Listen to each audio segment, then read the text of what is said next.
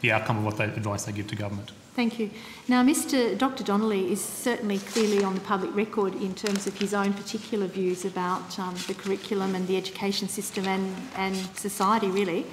And I'm interested to know, does the Minister endorse Dr. Donnelly's views as expressed in these quotes that are on the public record? One of them from his book, Why Our Schools Are Failing. Many parents would consider the sexual practices of gays, lesbians and transgender individuals decidedly unnatural, and that such groups have a greater risk in terms of transmitting STDs and AIDS. Well, the Minister, we couldn't I'm comment asking, on... I think I need to probably ask the Minister representing the Minister for this. I'm not in a position to comment on the views of the Minister. I mean, the point, of course, is that the reviewers address the terms of reference. I'll come to what I've put the point is, and that's why I'm asking the question, but I'm interested first in just getting the answers on the record. So the next quote is from Mr. Donnelly, Dr. Donnelly, in a radio interview with Alan Jones in 2010. With the national curriculum, what happens is it's very politically correct, it's very left-wing. So that's his view. Every subject has to be taught from Asian, Indigenous perspective. They ignore our Western culture, our commitment to liberal democratic institutions and our Christian values. Does the Minister endorse that view? Senator, it doesn't matter how many quotes you provide, I'm not going to be in a position to respond. No, thank you. And the third one that I will just ask you about, just so that it's on the record, and even if it's that you can't comment. Multiculturalism is based on the mistaken belief that all cultures are of equal worth and that it is unfair to discriminate and argue that some practices are wrong, and that was on the ABC in May 2011. And same answer, I guess.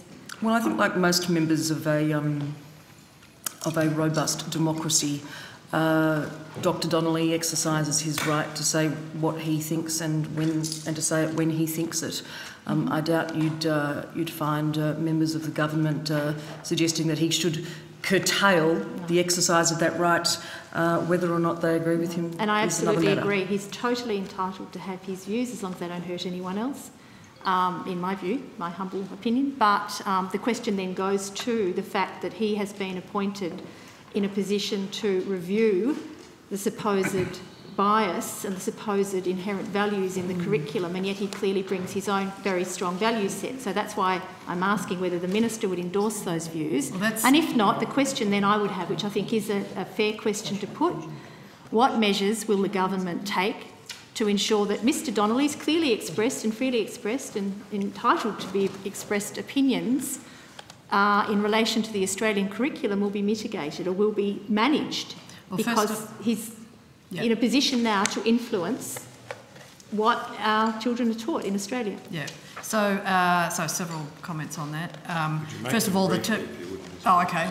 Sorry. Now I want to move to another. And that'll be my last question. Thank you. That's it. Yes, thank you. Well, first of all, of course, the terms of reference do not go to perceptions of bias, etc. The terms of reference are clear, and that's what the independent reviewers are required to stick by.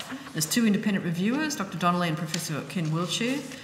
Professor Wiltshire chaired the review of the Queensland school curriculum, for example, conducted the review of the National Board for Employment, Education and Training, and has been involved in a number of education reviews. The two reviewers are required to go through the terms of reference. They are supported by a secretariat provided by us. They are required to consider the submissions, of which we've had many hundreds so far. And then they have committed to consultation through March. So there's a consultation period as well. So I think there are a range of ways in which clearly, as any independent review would include individuals with views,